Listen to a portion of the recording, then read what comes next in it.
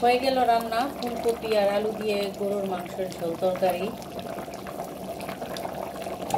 এখন একটু জিরার গুঁড়া দিয়ে দিই।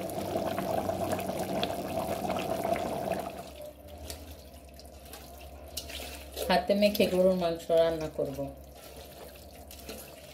ফুলকপি আর আলু দিয়ে। ফুলকপি, আলু, টমেটো এই গরুর মাংসটা আজকে রান্না করব। আমার কাছে খুবই তরকারিটা ভালো লাগে। আপনাদের কাছে কেমন লাগে? আমাদের ঘরে তো সবাই পছন্দ করে। গরুর মাংসটাকে একদম ভালো করে মেখে নিয়ে মশলার সাথে তারপরে প্রেসার কুকারে বসাই দিব।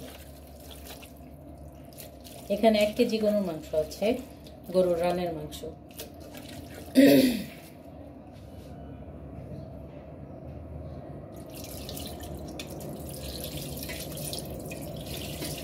এখানে কিন্তু একদম সব মশলা দিয়েছি।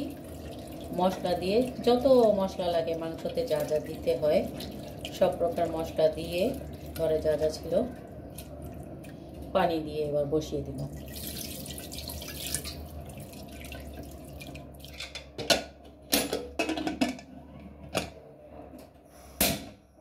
প্রথম একটা সিটি আসার আগ পর্যন্ত ওই চুলার আঁচটা কিন্তু হাই থাকবে।